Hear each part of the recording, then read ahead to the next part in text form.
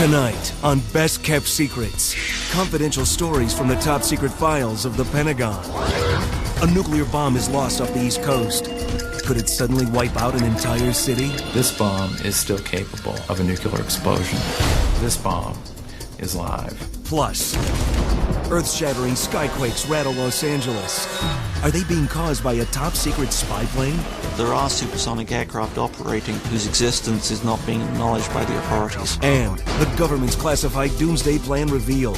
The politicians will be safe, but what about your family? There are highly elaborate plans for the uppermost levels of the government, and none for us. You're on your own. Plus, new secret weapons for the 21st century soldier. Because the technology is, in fact, a multiplier of their capability. All tonight on Best Kept Secrets.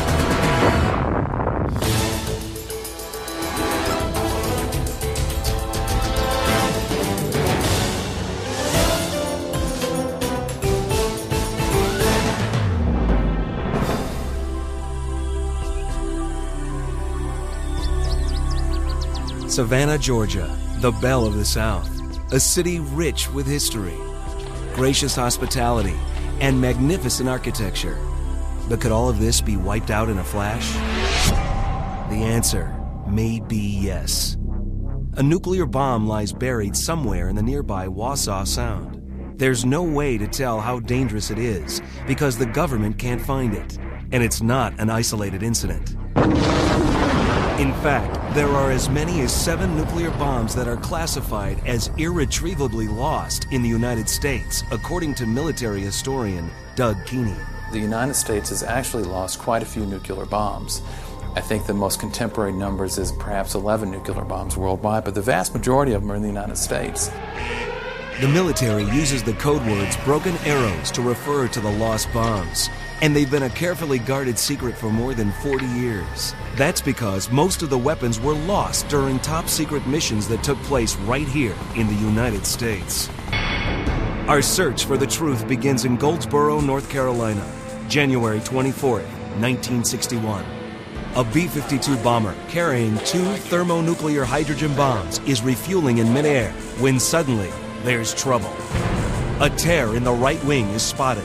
The pilots got to act fast. As the plane prepares for an emergency landing, the wing rips from the fuselage. Oh my God!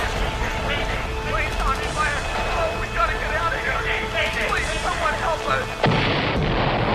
The plane explodes in midair and crashes into a cotton field near Goldsboro. Several crew members are killed, but miraculously, neither nuclear bomb detonates. A team of military investigators rushes in to retrieve the weapons. One bomb is found, but the other has vanished into the soft, muddy earth. The government very deliberately kept many of these accidents secret, both at the time and even to the present day. Goldsboro is littered with secrets that the government wants to maintain. The Goldsboro incident happened at the height of the Cold War, a time when Americans lived in constant fear of a Russian nuclear attack. But they were unaware that their own Air Force was secretly flying live nuclear weapons right over their heads. They were flying simulated combat missions over our homes, over our churches, over our houses, over our neighborhoods, oftentimes with nuclear bombs. The attacks were generally carried out overnight. You're sleeping safe in your bed, and we're practicing wiping out the world. Nuclear arms expert Stephen Schwartz says the military used these secret missions to teach bombardiers how to arm and deploy nuclear weapons during combat. Back in the 1950s, when we were first getting into this, the Strategic Air Command wanted to make sure that we could actually carry out an attack, which means that you have to practice and pretend like you're actually going to attack somebody, because the last thing that the military wants is to have somebody in a plane or a missile silo somewhere saying, gee, you know, is this really a good idea? But Schwartz questions the safety of flying armed nuclear weapons over U.S. soil. Stand by to release. Ready now. Bombs away. There is no reason why defending this country required us to subject the citizens of this country to accidental nuclear attack. The military gave up its search for the Goldsboro bomb years ago, claiming that the steel capsule of nuclear material had sunk so deep into the ground that it no longer posed a threat. But Doug Keeney says the most horrifying secret buried in Goldsboro is how close the bomb came to detonating. Top secret documents reveal that the weapon nearly exploded as it plummeted to Earth. The bomb involved in the Goldsboro crash came closer than any bomb ever to exploding. There are 6 fail-safe gates in any thermonuclear bomb, and when they finally analyzed the bombs that they did recover, they found, much to their horror, that 5 of these fail-safe gates have activated. But for one fail-safe gate, Goldsboro, North Carolina wouldn't be here today.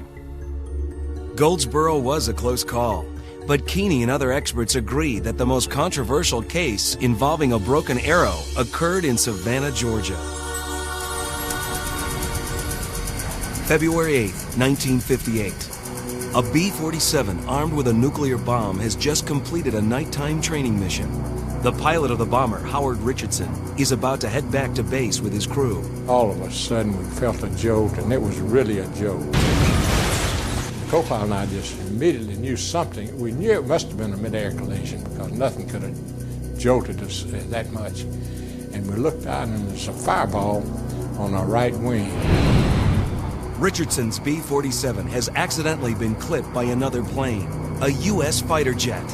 His number 6 engine is dangling from the wing. Richardson knows the only way to safely land his plane is to drop the nearly 8,000-pound hydrogen bomb. And the first priority was the safety of the crew. So I decided we just gonna get 7,600 pounds lighter all of a sudden. Richardson has been told by his superiors that the bomb is unarmed, so he decides to release the weapon over what he thinks is open sea. But it accidentally lands in the nearby Wassaw Sound. And recently declassified documents reveal another secret. The bomb may have been armed after all. If the bomb had detonated, Keeney says it would have leveled the city with a blast as powerful as 3.8 billion pounds of TNT. If the Savannah bomb were to go off, the destruction that would then ensue is beyond human imagination. Nuclear weapons are just so powerful. The thermal pulse, the shock wave, the radiation, the carnage it would visit upon any city, much less a beautiful city like Savannah, Georgia, it is really beyond our own imagination. But the bomb did not detonate, and today it remains buried in these murky waters. Until it is found, Keeney believes it's a ticking time bomb that continues to pose a threat to the people of Savannah. From what we are able to determine from the documents that have been released, this bomb is still capable of a nuclear explosion. This bomb is live. But even if the bomb is live, others argue that there's very little chance that it could explode today. Does it stand a chance of going off accidentally at this late date, being so waterlogged and corroded? Almost certainly not. But it nevertheless should be a matter of concern. The military stopped searching for the Savannah bomb only 6 weeks after it was lost. Some say the investigation was just too expensive. They just decided that it wasn't worth the time and money to try to find a bomb that they could, after all, get easily replaced by the Atomic Energy Commission. The U.S. government apparently has no plans to resume the search for the Savannah bomb, and it refused our requests for comment. But Howard Richardson wants the government to find it and put an end to the speculation that the bomb is still live. I wish they'd go back in and settle this once and for all, because I think the detection equipment is much better than it was back in those days, 42 years ago. But the military's best-kept secrets are not all decades old. Some involve events that are yet to come.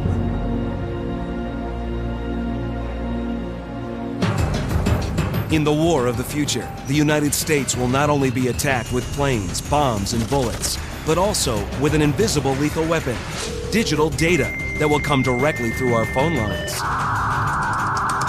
When an enemy hacks into our computer systems, financial institutions will suddenly collapse. 911 emergency calls will go unanswered. Air traffic control systems will break down, stranding airplanes in the sky. And city by city, the nation's electronic infrastructure will crumble. Could it happen? Incredibly, the answer is yes. So now, the United States is fighting a secret war. one designed to stop computer terrorists in their tracks. Potentially, we face a virtual electronic Pearl Harbor if we don't get things together. It's no secret that everything Americans rely on, from transportation to finance to telecommunications, is linked to elaborate computer networks. And the nation's top information security analyst, Win Schwartow, believes that the U.S. is vulnerable to an electronic attack. The nation's computers today, the critical infrastructures, the very blood that makes this country and a good portion of the world operate and function today, are very poorly protected. Schwartow says a foreign adversary or cyber terrorist doesn't even need to be an expert computer programmer to hack into our critical systems. In some cases, it can be done with nothing more than the click of a mouse. What you're doing, in a sense, is you're building a national consensus that this is a national emergency and actions have to be taken. Dr. Daniel Keel is a leading expert in information warfare strategy. He says even the smallest and poorest nations could pose a threat to the United States and should not be underestimated. If another country is militarily weak conventionally and we are strong in that area, then they're not going to pose us that way. They're going to pose us some other way, perhaps using information warfare. But here's another secret. Dr. Keel says that the Department of Defense's computer systems have been broken into tens of thousands of times by foreign and domestic hackers. So now, the U.S. military is launching a top-secret counterattack. Kelly Air Force Base, San Antonio, Texas. Good afternoon. We've been granted a special access to a heavily guarded facility called the Air Intelligence Agency. It's the maximum security nerve center of the Air Force's battle against information warfare. Although it's highly classified, Colonel James Massario agreed to take us inside their futuristic war room. In this information age, you have to make sure that you're protected from all different angles and at all different sides. In order to do that, the threat can be coming from anywhere. And because of that, we have to protect all of our computers throughout the Air Force. And we do that with different sensors. So let's go into the F. Room 10 Hut. 24 hours a day, 7 days a week, a highly skilled cyber team is on the lookout for any intruder that attempts to break into the Air Force's computer database. I have 3 alerts up. The one that's most important right now is the one that shows shadow. To assist in the search for electronic terrorists, the Air Force has developed a digital detective program known as ASIM. This top-secret program monitors every Air Force base in the world. If an electronic invasion occurs, the team is alerted within 30 seconds. Immediately, they begin to track the intruder. Each day, there are between 800 and 1,000 alerts, but not all of them pose a threat. One of the problems that we have with this is identifying who's the bad guy at the other end of the wire. Somebody's at your front door, your electronic front door of your networks, and they're knocking to break in. Who is it? Is it a 15-year-old kid sitting in his parents' attic? Or is it some fanatic for some purpose, some terrorist group, some religious group, whoever it is, 10,000 miles away? You don't know. Any hacker that attempts to break into the system will learn the hard way about the Air Force's secret defense program. They will be immediately shut down. We're not playing games in any way, shape, or form. We have to defend ourselves. The Air Force does that. We do it with fighters. We do it with bombers. At the same time, now we got to do it with computers. The military can't defend against every cyber terrorist, but experts agree that this secret war can be won through cooperation. The U.S. government needs leadership, first of all. We really need to get somebody up there who understands what this thing is all about, what the new national security paradigm is all about, and that the private sector and the government, we're all in this thing together, people. For now, Americans can only hope that the military's vigilant presence on the internet will serve as a deterrent to electronic invaders everywhere.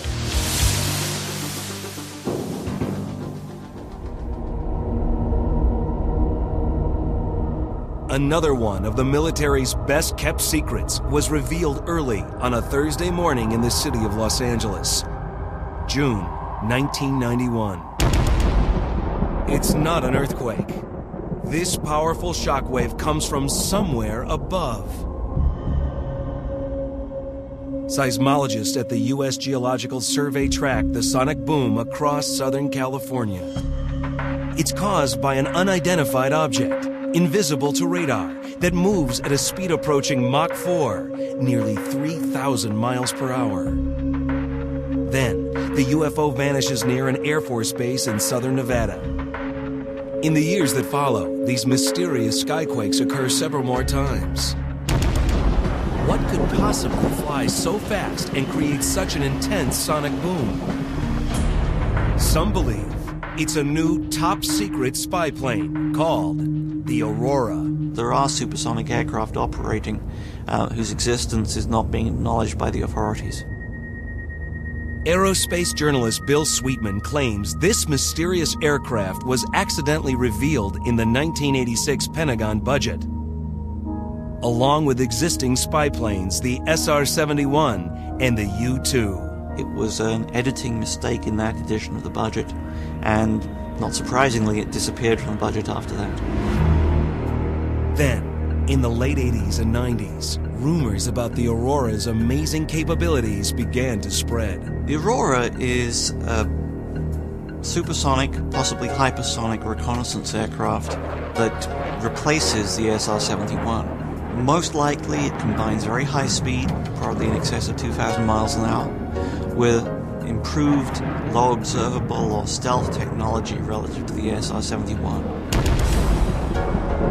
Sweetman believes it might even be able to fly above the Earth's atmosphere, undetected by radar. Something like Aurora would certainly use some very advanced technologies. Only a few facilities in the country could design and build a high-tech spy plane like the Aurora. Sweetman says it is most likely being assembled at the Lockheed Skunk Works plant in Palmdale, California. While Lockheed refuses to confirm or deny that it's working on the Aurora, the company has a long history of building spy planes for the government. In fact, it developed the Aurora's predecessors, the U-2 and the SR-71 Blackbird. In 1990, the SR-71 was officially retired. I think it's very, very strange that the SR-71 should have been retired as abruptly as it was, and even stranger that it was retired without any major complaints from the Air Force. Sweetman believes the Aurora is most likely the replacement, and it's now being tested at a top-secret Air Force facility in the Nevada desert, known as Area 51. That would explain those mysterious sonic booms that have been traced to southern Nevada. This is basically the Air Force's secret equivalent of Edwards Air Force Base. For decades, conspiracy theorists have suspected that Area 51 is the military's secret storage facility for captured alien spaceships. But serious-minded government watchdogs like Don Emery, who manages the privately owned Area 51 Research Center, believes the mysterious UFOs in the Nevada sky were made here on Earth. The Area 51 Research Center was set up to try to find out what's actually going on at Area 51 and other bases like that around the country. Emery agreed to take us to the top secret base, but first, he showed us how workers are shuttled to and from Area 51. A316 Delta Bravo, flight in. Just off the Las Vegas Strip, tucked into a corner of McCarran International Airport, is a restricted facility called the Janet Terminal. This is where the Area 51 workers pick up the planes and are actually taken into Area 51. Real hush-hush operation. They don't like to even acknowledge that it's here, although obviously there it is. Janets are an unmarked 737, a white plane with a red stripe down the center. They ferry the workers in and out of McCarran Airport and take the workers up to 51. It's usually 10 to 20 flights a day. We were denied access into the Janet Terminal, but we were able to obtain footage of one of the planes taking off. By air, it's only a 30-minute flight north to Area 51. But we had to take the 2.5-hour drive through the rugged desert of the Nellis Air Force Range. A tract of land the size of Switzerland, Nellis provides the wide-open spaces necessary for large-scale aerial maneuvers. In a remote corner of the range sits Area 51. Shrouded in secrecy, it's one of the most heavily guarded sites in the world. Its outer perimeter is monitored by a network of carefully concealed surveillance equipment. Its entrance roads are marked by warning signs and guarded by a special security force. The camouflaged officers are seldom seen outside of the unmarked vehicles that they use to patrol the area. But they make no mystery of their mission. If you take one step into restricted territory, the officers are authorized to use deadly force. That's because the secrets they're guarding are critical to national security. The government's so secretive about the base because it's the most advanced technologies coming out of America right now. Base was created in 1955 as a joint venture between the CIA and Lockheed Martin Skunk Works to first develop the U-2 spy plane. And from there they went on to develop the SR-71 Blackbird. The stealth planes came out of there, stealth fighter and stealth bomber. A lot of advanced prototypes, all developed out here at Groom Lake. While the military refuses to acknowledge the existence of Area 51, recent satellite photos prove that the airbase not only exists, but it's expanding. Recently, there were newer images released from Russia. It's a new spy satellite photograph. It was March of 1998 that the image was actually taken. The last satellite image that we have was from 1992. And comparing the two, the base has literally doubled in size since that time. What's happening behind the veil of secrecy at Area 51? Could the government actually be testing a hypersonic spy plane? The Air Force denies that it's developing anything like the Aurora. But several witnesses have seen what they believe are telltale signs, such as these oddly formed exhaust trails in the sky. Sweetman says they could only be formed by an advanced pulse detonation engine, which is the type believed to give the Aurora its hypersonic thrust. Only a few people in the area have reported seeing the plane, but many more have felt its presence. A lot of people don't actually see the plane. They say by the time they look up in the sky, it's gone. They say it sounds like the sky being ripped open. So deep, deep rumbling sound. Some say that this amateur videotape could be the most compelling visual evidence of the Aurora. It shows two unidentified black triangles in flight. At first glance, they appear to be stealth fighters or bombers. But a closer look reveals that these aircraft appear to have neither the V-tail nor the bat-wing design of stealth planes. They more closely resemble one aeronautical expert's composite sketch of the Aurora. But others suggest that none of this evidence proves the existence of the top-secret spy plane. Skeptics argue that the military doesn't have the money or the technology to develop a plane with the Aurora's capabilities. So what is causing the sonic booms and the strange exhaust trails in the sky? The military believes that national security concerns far outweigh the public's need to know.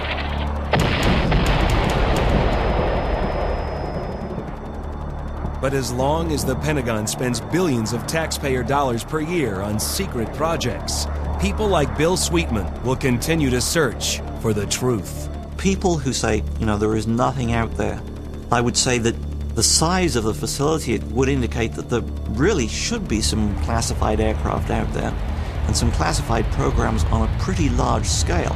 Otherwise, I think people have got some explaining to do about where all that money went.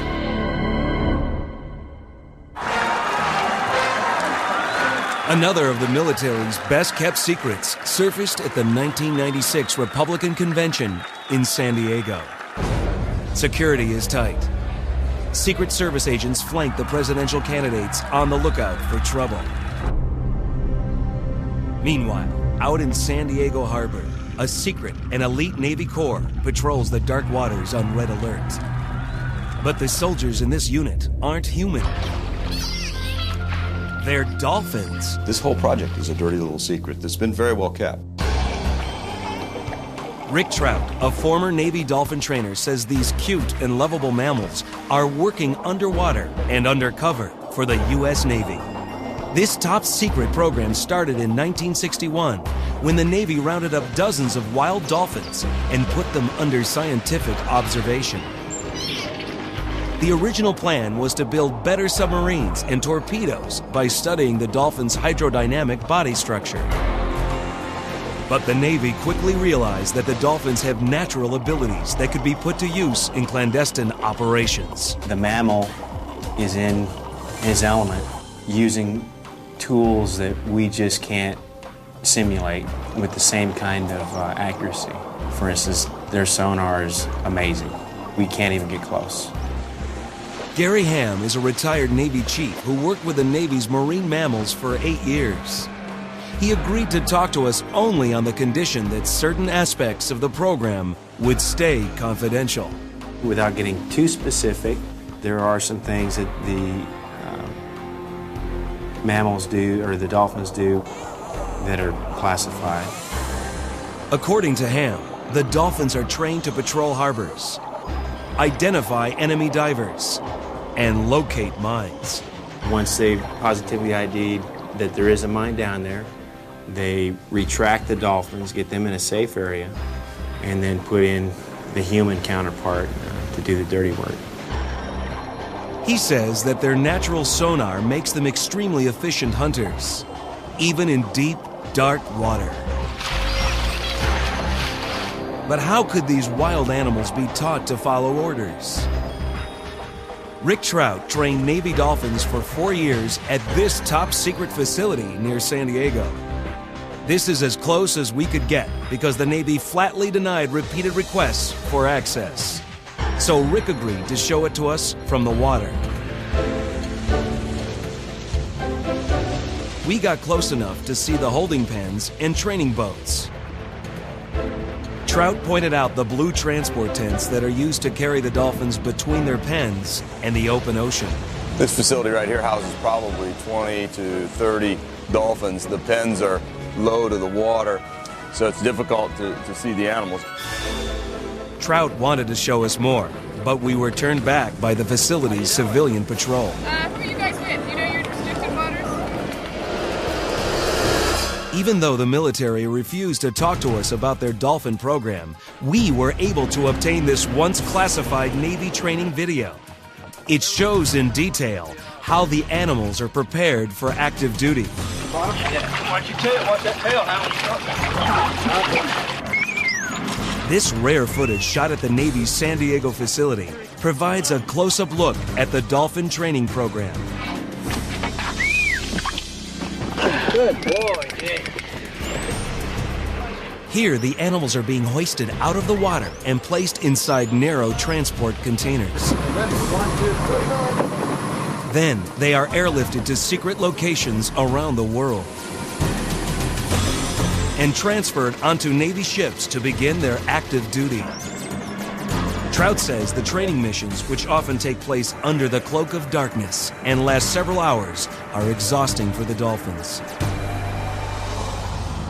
Marine scientist Dr. Naomi Rose is one of the few civilians who has been allowed inside the Navy's San Diego training area. And she didn't like what she saw. These dolphins are kept in 30-foot by 30-foot pens most of their lives. Dolphins who are used to swimming up to 100 miles a day, it's a very disturbing sight to see them being kept like domesticated animals when that is not what they are. Come in here for some loving. Yeah, there you go. She says that captivity and military training are so stressful for the dolphins that many of them try to escape. 9 dolphins have gone AWOL permanently in the Navy program out of a full complement of about 100-plus animals overall. I think, human analogy, that would be an extremely high desertion rate.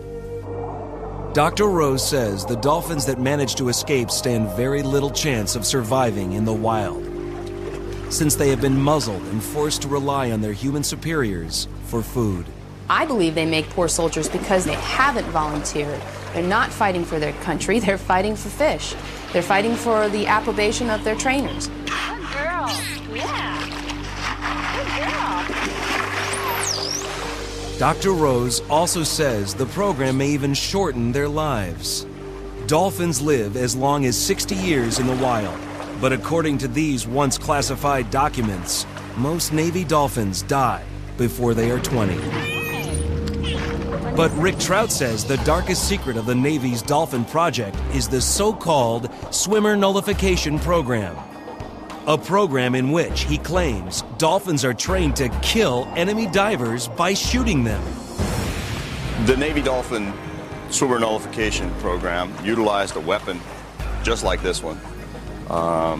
That the dolphin, after detecting swimmers, would come back to the boat and report whether it was a positive or negative detection, and then have this item, the nose cone device, placed on the dolphin's snout. The dolphin would proceed to the enemy diver, and on impact, a .45 bullet would be injected into the enemy diver. This part of the device would actually float to the surface, marking the area. While there's no documented evidence of dolphins using the nose cone device, there are reports that during the Vietnam War, at least 2 enemy divers were killed by lethal injections. The alleged assassins? U.S. Navy dolphins. The Navy categorically denies that claim and refuses to acknowledge the existence of this swimmer nullification program. But Rick Trout insists that it was in place when he worked for the Navy. In fact, it was during one of these training missions that he decided to quit the program. They had civilian divers rehearsing dolphins for nighttime duty, which meant they had to detect whether a swimmer was in the water, then have the nose cone weapon device put on their snout. The only time one dolphin came up even near me, she dropped the weapon, threw it off her snout, came up, put her chin on my shoulder, and I'm underwater basically talking to her saying, "You're supposed to be a killer." As long as the Navy continues to deploy dolphins on secret missions and refuses to answer the public's questions about its program, the debate will continue. The dolphin is a true warrior and a true teammate. You can see the bond that develops between a handler and his particular dolphin, because you know that together you're going to put your butts on the line and rely on each other completely in order to come home together. Come on, talk to me, come on. Let's go. Yeah. Dolphins were not put on this planet to take orders, quite the contrary. They're kind of like juvenile delinquents in gray suits. Fun-loving creatures, and the last thing that we need to be doing is using tax dollars to teach them man's dirty tricks. Weapon retrieval, top secret patrols, swimmer nullification. These are just some of the ways that dolphins are serving in America's armed forces and protecting the nation's shores.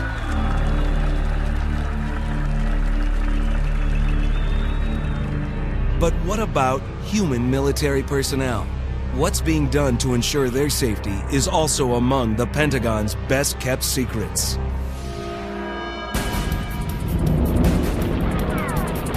From the blood-soaked beaches of Normandy to the killing fields of Vietnam, the wars of the last century took a brutal toll on American infantrymen. In fact, foot soldiers comprise nearly 85% of all war casualties. And while the Pentagon spends billions of dollars on top-secret high-flying weaponry, it is also dedicated to the safety of the 21st century soldier. Our search for the high-tech weapons of tomorrow leads us to Alexandria, Virginia. Excuse me, sir. What's your bed, sir? Thank you, sir. The U.S. Army granted us rare access to this heavily guarded facility known as the Material Command Center. Here, the military is developing top-secret weapons for the soldier of the future. We work on new weapon systems, we work on computers, computer simulations, modeling, new training devices, and anything we can to give the technology edge to our soldiers in the next warfight.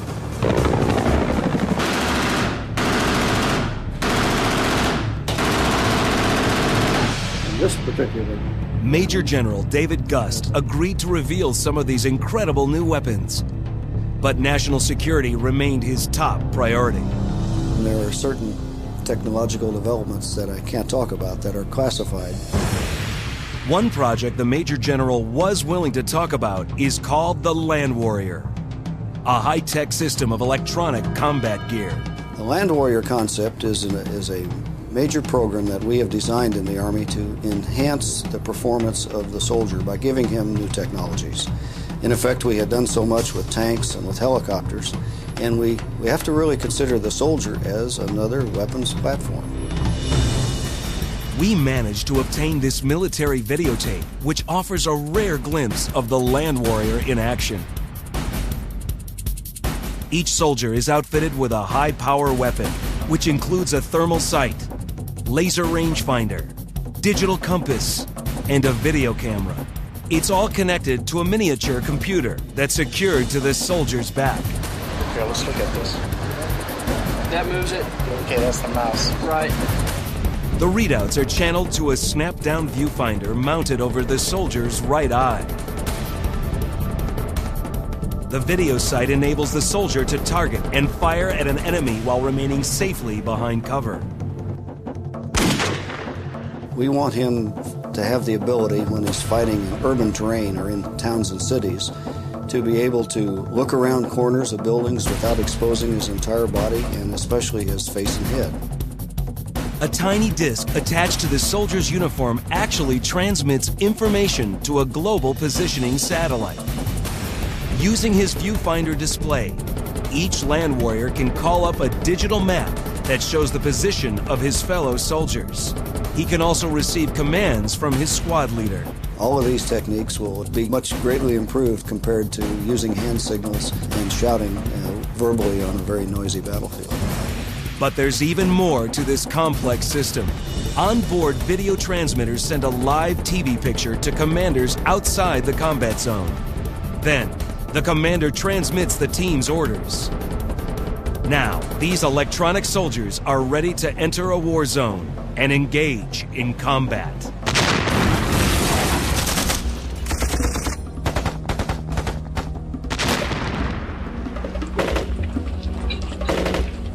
In recent years, American ground troops have been used predominantly as peacekeepers in urban areas. Brian Bender of the military publication Jane's Defense Weekly says that trend is likely to continue. Everything that goes into training a soldier has to almost be redone, because instead of fighting a big war, you're going to be policing a street. You're going to possibly be forced to deal with refugees in populated areas where it's going to be very difficult to know who your enemy is. The challenges of urban combat make the top secret Land Warrior system critical to a soldier's survival. As this rare footage shows, the U.S. government is developing even more secret weapons. In the air, this tiny remote-controlled plane, equipped with an infrared camera, can track the enemy without detection. On the ground, these remote-control robots, called critters, use sight and sound sensors to scout out danger. Designers hope that someday, critters will be able to function anywhere, even underwater. Whether on treads or crab legs, these high-tech warriors will be an effective way to ferret out danger. What the critters see is transmitted to TV monitors, so that commanders can determine strategies at a safe distance. All of these are designed, of course, to provide an extra set of eyes on the battlefield to the commander.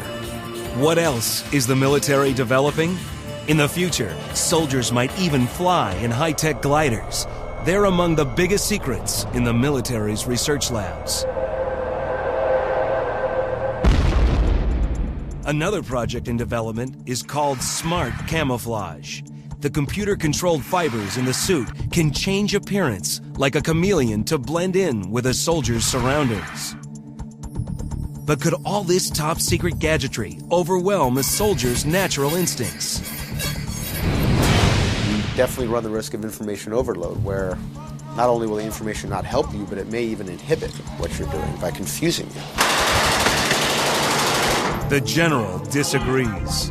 What we have to remember is that today's soldier and the soldier that we are going to be bringing into the Army over the next 10 or 15 years is very computer literate. They will not only be able to use that technology, but it will enhance their performance because the technology is, in fact, a multiplier of their capability.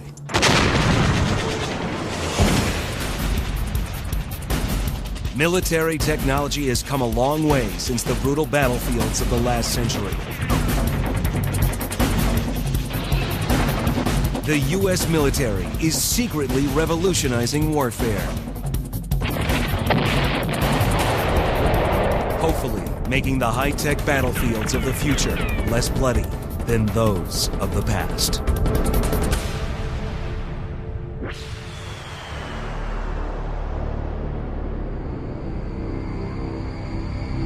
But what about nuclear confrontation?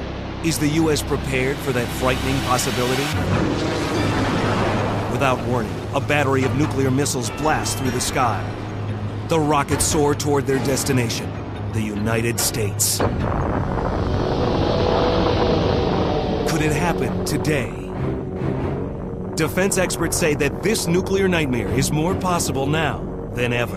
The fact is, there's still 32,000 nuclear weapons in the world, and the chances of them being used are, in fact, probably greater than they were during most of the Cold War.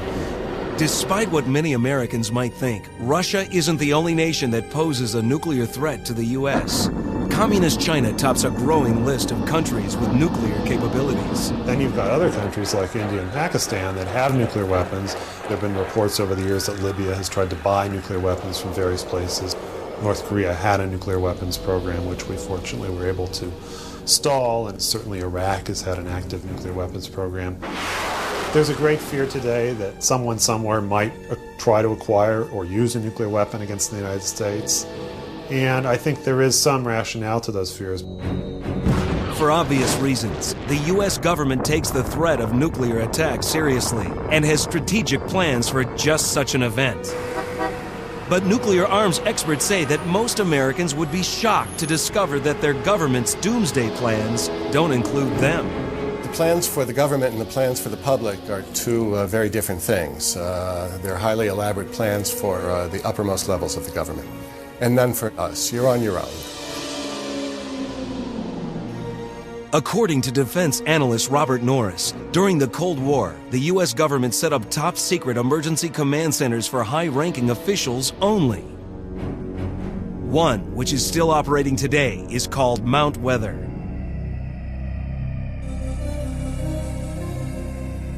Even though we were denied access to this top-secret facility, our cameras were able to catch this distant glimpse. And these aerial photos reveal the astonishing size of the compound, which is spread out over 383 acres. Blasted out of the Blue Ridge Mountains, Mount Weather has long been rumored to be the designated safe haven for the president and his top staff during a nuclear strike. There were people within each department of the executive branch who were designated to be the people to go to Mount Weather. Now, were they told you could bring your family along? Could you bring your friends along, your pets? No, you had to go by yourself. The same rules applied at the Greenbrier Hotel, which during the Cold War was where members of Congress could go in the event of a nuclear attack. For decades, the gentry of Washington vacationed at this West Virginia resort, unaware that 6.5 stories beneath them, a secret city waited to accommodate only the chosen few.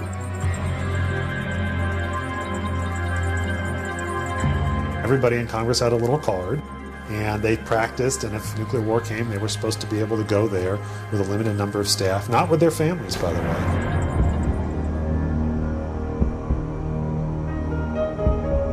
The sprawling underground bunker at the Greenbrier is sealed from the outside by 40,000-pound steel doors.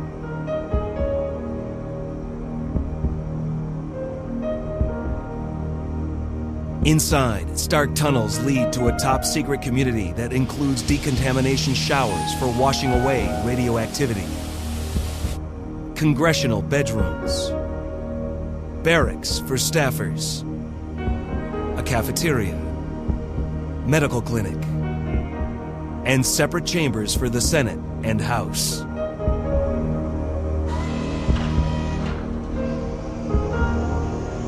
In every way, the government is prepared for the worst.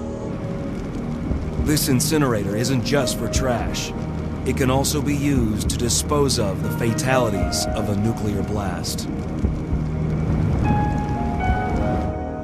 It wasn't until 1992 that the government finally admitted to the existence of the Greenbrier bunker. And when it did, national security was cited as the reason for keeping the 32-year-old secret. The initial reason, I think, why these plans for Doomsday were kept secret was to avoid tipping our hand to the Russians. We certainly didn't want to let them know where we were building alternate command facilities because they would simply go and target them. We also didn't want to unduly panic the public, who of course was not being protected. The Greenbrier bunker is no longer in use, but one thing hasn't changed since the Cold War. Saving the president's life is still the government's top priority in the event of a nuclear attack. That's because he's responsible for launching the counterattack. But most people don't know that the president is followed closely at all times by a military aide who carries the top secret nuclear attack plans for the United States. Those documents are kept inside a briefcase known as the football. Inside the football are some of the biggest secrets in the world. If the president had to open the football, he'd open up a fairly common-looking briefcase, and inside would be some loose-leaf folders, and in there would be the different menus of nuclear war. Also in there are some codes to authenticate that this is really the president, the commander-in-chief, contacting his forces around the world. In addition to the football, the president is secretly shadowed by a high-tech plane that follows him everywhere he goes. It's called the E-4B and closely resembles Air Force One. The E-4B is the President's Emergency Airborne Command Post. It's officially known as the National Airborne Operations Center. Its code name is Night Watch. In the event of an attack, the President would be whisked aboard the E-4B, where he could command the military from the air, safe from the destruction below. The plane is specially shielded against radiation and with mid-air refueling can stay in the air for as long as 3 days.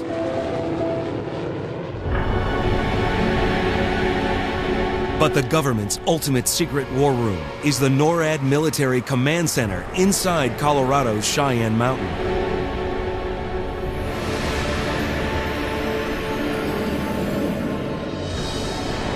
NORAD, which stands for North American Air Defense, is the continent's first line of defense in case of nuclear attack. This rare footage shows NORAD's futuristic computer system that tracks ground, air, and space activities around the world. NORAD would be the first to know if the U.S. was under attack, and its warning systems would activate immediately. Bells and whistles are starting to go off, and they're being contacted to Strategic Command, to the Pentagon, and if a few more minutes went by, the President would be contacted and informed that missiles are on the way, and the fellow with the football would get closer to the President. Despite the military's careful and secretive planning, the latest nuclear launch technologies make it even more difficult for the U.S. to defend itself. During the Cold War, we had the luxury of time and geography, so that if we launched an attack against Russia, or vice versa, with bombers it would take maybe 8 hours. With missiles, you might have 30 minutes. India and Pakistan, as soon as they launch, the weapon's there. It's gone. There's no warning time. There's nothing. So it's a very, very dangerous situation. But nuclear arms experts say the darkest doomsday secret of all is that little could be done to save humanity in the event of a nuclear showdown. The only real safety is if they don't go off at all and we don't have a war. There's no guarantee that even these elaborate plans are going to work. Today, there's really nowhere to go. There is no way to protect yourself from a nuclear attack other than being where it is not. Tonight, we reveal the secretive past of the U.S. military and seen a glimpse of its high-tech future. From hypersonic spy planes to cutting-edge weaponry. But these are only a few of the closely guarded secrets of the U.S. military. And there are certainly more classified projects fundamental to national security that remain among the military's best-kept secrets.